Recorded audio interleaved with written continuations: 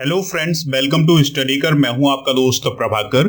आज के इस लेक्चर में हम डिस्कस करेंगे 24 जून 2023 के मोस्ट इंपोर्टेंट करंट अफेयर्स के क्वेश्चन। तो आप इस पूरे लेक्चर को बहुत ही ध्यान से लास्ट तक जरूर देखिएगा। आज का पहला क्वेश्चन है, इंपॉर्टेंट है। प्राइम मिनिस्टर मोदी ने प्राइवेट डिनर के दौरान अमेरिका के राष्ट्रपति जो बाइडेन को कौन सी पुस्तक उपहार में दी है? आंसर हो जाएगा इसका 10 प्रिंसिपल्स ऑफ उपनिषद। तो एक बुक है जिसका नाम है 10 प्रिंसिपल्स ऑफ उपनिषद। तो ये बुक जो है प्राइम मिनिस्टर मोदी ने अमेरिका के राष्ट्रपति जो बाइडेन को उपहार में दी है, गिफ्ट में दी है। तो प्राइम मिनिस्टर मोदी जी 8वीं बार अमेरिका की यात्रा पर गए हैं, लेकिन यह पीएम मोदी की पहली स्टेट विजिट है। दोस्तों, स्टेट विजिट क्या होती है? तो जब कोई राष्ट्राध्यक्ष किसी दूसरे राष्ट्र के नेता को अपने यहां बुलाता है, खास तौर पर बुलाता है, तो इस प्रकार की जो विजिट होती है उसे बोला जाता है स्टेट विजिट। जैसे अभी जो बाइडेन ने पीएम मोदी को खास तौर पर अपने देश में बुलाया है, तो यह पीएम मोदी की स्टेट विजिट हो जाएगी। इससे पहले भी 2009 में उस समय के प्रधानमंत्री मनमोहन सिंह को अमेरिका के प्रेसिडेंट के द्वारा न्योता दिया गया था और फिर वो अमेरिका गए हुए थे। प्राइवेट डिनर के दौरान पीएम मोदी ने राष्ट्रपति जो बाइडेन को 10 प्रिंसिपल्स ऑफ उपनिषद पुस्तक का पहला संस्करण उपहार में दिया है। इसके अलावा प्राइम मिनिस्टर मोदी ने अमेरिका की जो फर्स्ट लेडी हैं जिल बाइडेन, जो कि जो बाइडेन की पत्नी है, उन्हें 7.5 कैरेट का eco friendly green diamond gift किया है। दोस्तों, ग्रीन डायमंड क्या होता है? देखिए, जो हीरा बनता है वो प्राकृतिक रूप से बनता है, और प्राकृतिक रूप से जो हीरा बनता है उसको बनने में बहुत ही लंबा समय लगता है। लेकिन जो ग्रीन डायमंड होता है ये कृत्रिम रूप से बनाया हुआ डायमंड होता है। तो ग्रीन डायमंड सौंपा है 7.5 कैरेट का जिल बाइडेन को पीएम मोदी ने। और इसके अलावा मैसूर के चंदन से बना हुआ एक बॉक्स भी उपहार में दिया है, और इस बॉक्स को जयपुर के कारीगरों ने बनाया है। दोस्तों, ये बॉक्स जो आप देख पा रहे हैं ये भी उपहार में दिया है पीएम मोदी ने। पीएम नरेंद्र मोदी ने दूसरी बार अमेरिका की संसद को संबोधित किया है। इससे पहले उन्होंने 2016 में अमेरिकी संसद को संबोधित किया था। यानी दोस्तों, प्राइम मिनिस्टर नरेंद्र मोदी जी ने एक रिकॉर्ड बनाया है कि वो अमेरिका की संसद को 2 बार संबोधित करने वाले पहले प्रधानमंत्री बन गए हैं। इससे पहले भी दोस्तों राजीव गांधी, नरसिम्हा राव, अटल बिहारी वाजपेयी, ये सभी लोग संबोधित कर चुके हैं, लेकिन इन्होंने एक बार किया है संबोधित। लेकिन प्राइम मिनिस्टर मोदी जी ने 2 बार किया है, 2016 में और 2023 में। दोस्तों, यहां पर बात आई है अमेरिका की। तो अमेरिका जो है उत्तरी अमेरिका महाद्वीप में है। कैपिटल है इसकी वाशिंगटन डीसी। राष्ट्रपति है जो बाइडेन, उपराष्ट्रपति है कमला हैरिस, और अमेरिका के भारत में राजदूत है एरिक गारसेटी, और भारत के अमेरिका में राजदूत है तरणजीत सिंह संधू। आप इस पूरे लेक्चर को बहुत ही ध्यान से लास्ट तक देखिएगा। लास्ट में आपसे एक क्वेश्चन पूछा जाएगा जिसका आंसर आपको कमेंट बॉक्स में देना है। अगर आप चैनल पर पहली बार आए हैं तो सब्सक्राइब कर लें, बेल आइकॉन भी दबा लें, जिससे आपको समय पर सबसे पहले नोटिफिकेशन मिल सकेगा। पीडीएफ अगर आपको डाउनलोड करना है तो टेलीग्राम पर पीडीएफ मिल जाएगा। टेलीग्राम पर जाइए, स्टडी कर ऑफिशियल आप सर्च करेंगे तो हमारा चैनल मिल जाएगा। चैनल को ज्वाइन करेंगे तो पीडीएफ भी मिल जाएगा।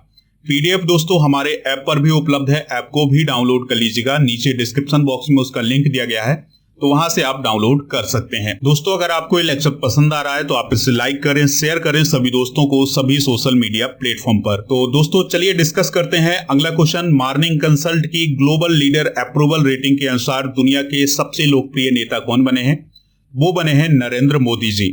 तो अमेरिका की एक कंपनी है जिसका नाम है मॉर्निंग कंसल्ट। तो इसके द्वारा एक रेटिंग जारी की गई है, और इस रेटिंग में 76% अप्रूवल रेटिंग के साथ पीएम मोदी विश्व के सबसे लोकप्रिय नेता बने हैं। इसके बाद स्विट्जरलैंड के जो राष्ट्रपति हैं एलन वर्सेट, वो दूसरे स्थान पर है, और जो मैक्सिको के राष्ट्रपति हैं आंद्रेस मैनुअल, वो तीसरे नंबर पर हैं। अगर हम ग्लोबल लीडर्स की रेटिंग देखें तो नरेंद्र मोदी जी 76% रेटिंग के साथ पहले स्थान पर हैं। दूसरे स्थान पर है एलन वर्सेट जो कि स्विट्जरलैंड के हैं, और फिर तीसरे नंबर पर हैं एंड्रेस मैनुअल, मैक्सिको के हैं। चौथे नंबर पर हैं ऑस्ट्रेलिया के प्राइम मिनिस्टर एंथोनी अल्बनीज, और फिर है दोस्तों 5वें नंबर पर जियोर्जिया मेलोनी जो कि इटली की प्राइम मिनिस्टर हैं। छठे नंबर पर है लूला दा सिल्वा, ब्राजील के राष्ट्रपति हैं।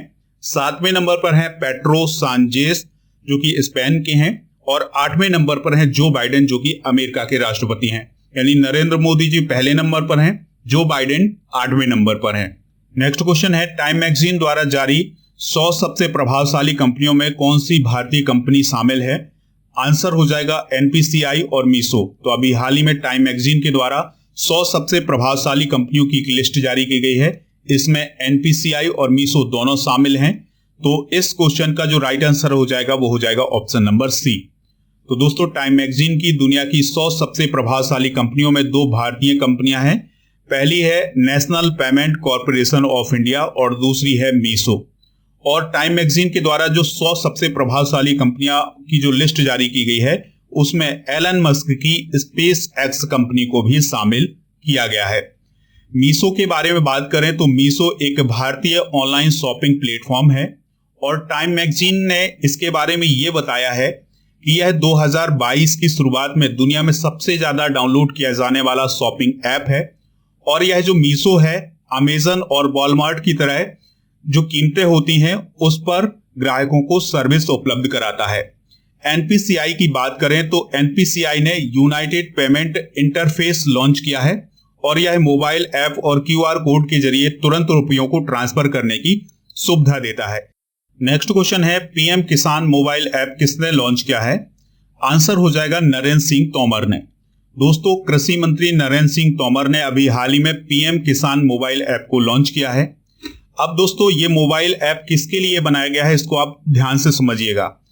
अब नाम ही उसका है पीएम किसान मोबाइल ऐप, तो दोस्तों ये किसानों के लिए बनाया गया है। देखिए, उससे पहले आप समझिएगा, सरकार के द्वारा 2019 में एक योजना लॉन्च की गई थी जिसका नाम है पीएम किसान योजना या प्रधानमंत्री किसान सम्मान निधि योजना। तो इस योजना के अंतर्गत किसानों को 6,000 रुपए प्रदान किए जाते हैं 1 साल में। तो दोस्तों, अब इस योजना के अंतर्गत क्या किया जा रहा है कि किसानों की केवाईसी करवाई जा रही है।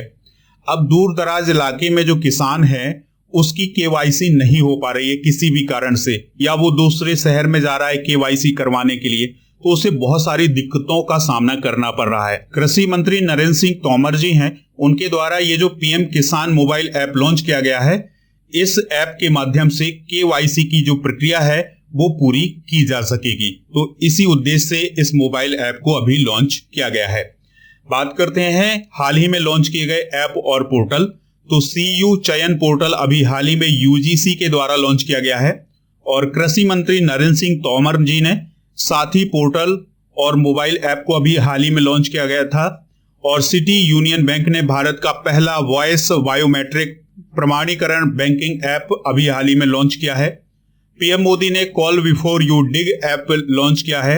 असनीर ग्रोवर ने क्रिकेट फैंटेसी स्पोर्ट ऐप क्रिक पे लॉन्च किया है और केंद्रीय मंत्री डॉक्टर जितेंद्र सिंह ने युवा पोर्टल अभी हाल ही में लॉन्च किया है। नेक्स्ट क्वेश्चन है, भारतीय रेलवे ने कार्बन फुटप्रिंट को कम करने के लिए किसके साथ समझौता किया है? तो यूएसएआईडी के साथ समझौता किया है। दोस्तों, यूएसएआईडी का फुल फॉर्म क्या है? United state agency for international development. तो इसकी जो इंडिया शाखा है इसके साथ अभी हाल ही में भारतीय रेलवे ने समझौता किया है। और ये जो यूएसएआईडी है ये काम क्या करती है कि कोई भी प्रोजेक्ट चल रहा हो तो उसमें सहायता करने का काम करती है। ठीक है, अमेरिका की ये कंपनी है। और ये जो समझौता हुआ है इसका उद्देश्य ये है कि भारतीय रेलवे के कार्बन फुटप्रिंट को कम किया जाए और मिशन नेट जीरो कार्बन उत्सर्जन को हासिल किया जाए, क्योंकि भारतीय रेलवे 2030 तक शुद्ध शून्य कार्बन उत्सर्जन प्राप्त करना चाहता है। यहां पर बात आई है कार्बन फुटप्रिंट की। तो कार्बन फुटप्रिंट का मतलब क्या होता है? तो कार्बन फुटप्रिंट का मतलब है कि किसी एक संस्था के द्वारा, व्यक्ति के द्वारा या किसी प्रोडक्ट के द्वारा जो कुल कार्बन का उत्सर्जन किया जाता है उसे कार्बन फुटप्रिंट कहा जाता है। दोस्तों, यहां पर रेलवे की बात आई है तो रेल मंत्री कौन है? अश्विनी वैष्णव हैं। चलिए डिस्कस करते हैं भारतीय रेलवे जोन और उनकी मुख्यालय। कई बार एग्जाम में भी पूछे जाते हैं। तो उत्तर रेलवे का नई दिल्ली में मुख्यालय है, उत्तर मध्य रेलवे का प्रयागराज में, पूर्वोत्तर रेलवे का गोरखपुर में, पूर्वोत्तर सीमांत रेलवे का गुवाहाटी में, पूर्वी रेलवे का कोलकाता में, दक्षिण पूर्व रेलवे का कोलकाता में, उत्तर पश्चिम रेलवे का जयपुर में और पश्चिम मध्य रेलवे का जबलपुर में, दक्षिण रेलवे का चेन्नई में, दक्षिण मध्य रेलवे का सिकंदराबाद में, दक्षिण पूर्व मध्य रेलवे का बिलासपुर में, दक्षिण पश्चिम रेलवे का हुबली में, पूर्व मध्य रेलवे का हाजीपुर में, पूर्वी तटीय रेलवे का भुवनेश्वर में और पश्चिम रेलवे का मुंबई में, मध्य रेलवे का मुंबई में और कोलकाता मेट्रो का कोलकाता में और दक्षिण तटीय रेलवे का विशाखापत्तनम में मुख्यालय है। नेक्स्ट क्वेश्चन है, ग्लोबल लिवेबिलिटी इंडेक्स 2023 के अनुसार दुनिया का सबसे रहने योग्य शहर कौन बना है? वो बना है वियना। दोस्तों, यूरोप महाद्वीप का एक देश है जिसका नाम है ऑस्ट्रिया, उसकी कैपिटल है वियना, तो वो 2023 में दुनिया का सबसे रहने योग्य शहर बना है। इस इंडेक्स को किसने जारी किया है? तो इकोनॉमिस्ट इंटेलिजेंस यूनिट के द्वारा इस इंडेक्स को जारी किया गया है। नई दिल्ली और मुंबई 141वें स्थान पर है, चेन्नई 144वें स्थान पर है, अहमदाबाद 147वें और बेंगलुरु 148वें स्थान पर है। यह है ऑस्ट्रिया, यूरोप महाद्वीप में है दोस्तों, और कैपिटल क्या है इसकी? वियना। और ऑस्ट्रिया को आप यहां पर और देख सकते हैं वर्ल्ड मैप में, यूरोप महाद्वीप आपको ये दिखाई दे रहा है और यहां पर स्थित है ऑस्ट्रिया। अगला क्वेश्चन है, BRICS chamber of commerce and industry women vertical का अध्यक्ष किसे चुना गया है? तो ये चुना गया है रूबी सिन्हा को। दोस्तों, भारत की रूबी सिन्हा हैं, तो उन्हें 3 साल के लिए BRICS chamber of commerce and industry women vertical का अध्यक्ष चुना गया है। और यह जो संस्था है ब्रिक्स की संस्था है और ये वुमेन्स के लिए काम करती है। दोस्तों, बात आई है ब्रिक्स की, तो ब्रिक्स के बारे में कुछ इंपॉर्टेंट पॉइंट डिस्कस करते हैं। ब्रिक्स का फुल फॉर्म होता है ब्राजील, रसिया, इंडिया, चाइना और साउथ अफ्रीका। 2001 में ब्रिक शब्द दिया था किसने? अर्थशास्त्री जिम ओ नील ने, जिसमें दोस्तों 2001 में साउथ अफ्रीका शामिल नहीं था, लेकिन फिर इसके बाद दोस्तों 2010 में साउथ अफ्रीका इसमें शामिल हुआ था और 2009 से इसके शिखर सम्मेलन शुरू हुए थे। और इस साल यानी 2023 में साउथ अफ्रीका ब्रिक्स समिट की मेजबानी कर रहा है। दोस्तों, ब्रिक्स दुनिया की आबादी का लगभग 40% हिस्सा अपने पास रखता है। हाल ही में की गई कुछ प्रमुख नियुक्तियां भी डिस्कस करते हैं। तो कमल किशोर चटीवाल इंद्रप्रस्थ गैस लिमिटेड के एमडी बने हैं और दोस्तों अमित अग्रवाल UIDAI के CEO बने हैं। संजय स्वरूप कॉनकोर के अध्यक्ष और एमडी बने हैं। अतुल वर्मा CCI के महानिदेशक बने हैं। उत्तम लाल NHPC लिमिटेड के निदेशक बने हैं। आयुष्मान खुराना बैक फिट के ब्रांड एम्बेसडर बने हैं। अगला क्वेश्चन है, किस प्रदेश में मध्य पाषाण कालीन शैल चित्रों की खोज की गई है? तो अभी हाल ही में आंध्र प्रदेश में मध्य पाषाण कालीन शैल चित्रों की खोज की गई है। दोस्तों, पाषाण कालीन का मतलब यह है कि जब मानव पत्थरों का उपयोग किया करता था तो उस समय के युग की अभी शैल चित्र पाए गए हैं। शैल चित्र का मतलब होता है बड़ी बड़ी चट्टानों पर बनाए गए चित्र। तो दोस्तों, ये जो आंध्र प्रदेश के गुंटूर जिले में अभी ये जो शैल चित्र पाए गए हैं ये मध्य पाषाण काल के हैं। और यह जो खोज हुई है ये कृष्णा नदी की निचली घाटी की जो खोज हो रही है, वहां पर जो सर्वेक्षण चल रहा है उसी दौरान ये खोज की गई है। दोस्तों, बात आई है आंध्र प्रदेश की, तो आंध्र प्रदेश के मुख्यमंत्री YS जगनमोहन रेड्डी ने अभी हाल ही में श्रीकाकुलम जिले के मुलापेटा ग्रीनफील्ड पोर्ट के निर्माण की शुरुआत की है। ADR की रिपोर्ट के अनुसार आंध्र प्रदेश के जो चीफ मिनिस्टर हैं जगनमोहन रेड्डी, वो सबसे धनी मुख्यमंत्री हैं और आंध्र प्रदेश सरकार ने पाठ्य पुस्तकों में फातिमा शेख के योगदान को भी शामिल किया है। और विश्व बैंक ने आंध्र प्रदेश के साल्ट परियोजना के लिए $250 मिलियन का ऋण भी प्रदान किया है। आंध्र प्रदेश की लोकेशन आप ये देख सकते हैं, यहां पर है आंध्र प्रदेश। और दोस्तों, आंध्र प्रदेश की जो कैपिटल है वो याद रखिएगा क्या है? अमरावती है। इंटरनेशनल ओलंपिक कमेटी ने किसकी मान्यता वापस ले ली है? तो IBA की मान्यता वापस ले ली है, यानी IOC के द्वारा इंटरनेशनल बॉक्सिंग एसोसिएशन की मान्यता वापस ले ली है, क्योंकि जो इंटरनेशनल बॉक्सिंग एसोसिएशन था उसमें वित्तीय गड़बड़ी चल रही थी और वहां का जो प्रशासन था उसमें सुधार नहीं हुआ था। इसलिए इंटरनेशनल ओलंपिक समिति ने इंटरनेशनल बॉक्सिंग एसोसिएशन की मान्यता को रद्द कर दिया है, उसकी मान्यता वापस ले ली है।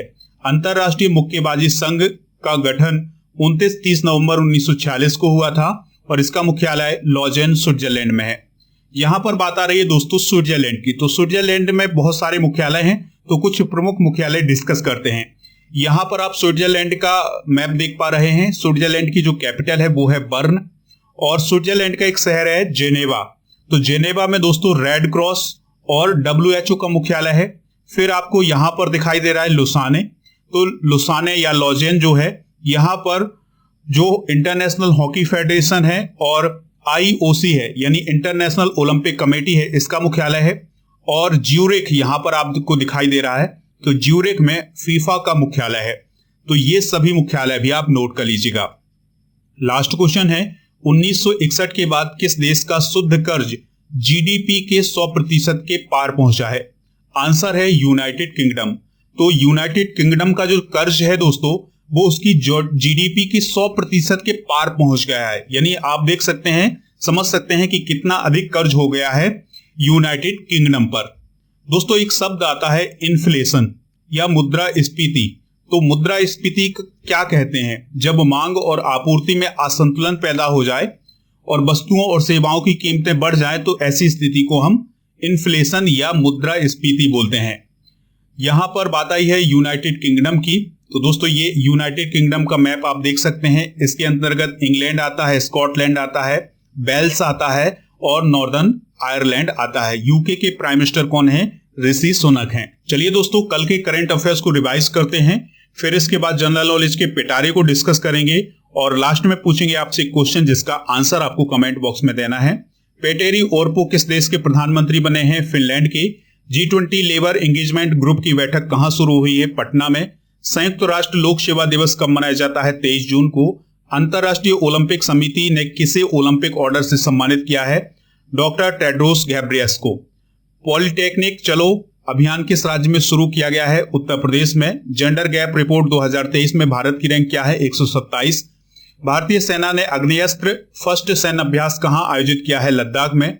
दुनिया का सबसे बड़ा रामायण मंदिर किस राज्य में बनाया जा रहा है? बिहार में। आज के जनरल नॉलेज के पिटारे में हम डिस्कस करेंगे भारत के कुछ प्रमुख शोध संस्थान, जैसे प्लाज्मा अनुसंधान संस्थान गांधीनगर में है, भारतीय भूचुंबकीय संस्थान मुंबई में है, भारतीय खगोल संस्थान बेंगलुरु में है, राष्ट्रीय समुद्र विज्ञान संस्थान पणजी में है, राष्ट्रीय मस्तिष्क अनुसंधान केंद्र गुरुग्राम में है, केंद्रीय सड़क अनुसंधान संस्थान नई दिल्ली में है, केंद्रीय ट्रैक्टर संस्थान नई दिल्ली में है और केंद्रीय वनस्पति अनुसंधान संस्थान लखनऊ में है। तो ये भारत के प्रमुख शोध संस्थान आप नोट कर लीजिएगा। दोस्तों कल के करंट अफेयर्स में जो क्वेश्चन पूछा गया था उसका आंसर था फिनलैंड। तो लगभग सभी ने इसका आंसर फिनलैंड दिया है, सभी ने इसका आंसर बताया है।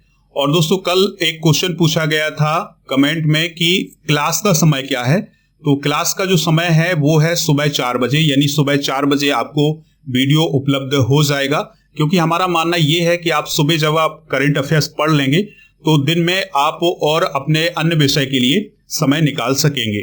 आज का क्वेश्चन है जिसका आंसर आपको कमेंट बॉक्स में देना है। मॉर्निंग कंसल्ट की ग्लोबल लीडर अप्रूवल रेटिंग के अनुसार दुनिया के सबसे लोकप्रिय नेता कौन बने हैं? जो भी इसका राइट आंसर हो कमेंट बॉक्स में जरूर बताइएगा, हमें इंतजार रहेगा आपके आंसर का। जय हिंद, वंदे मातरम।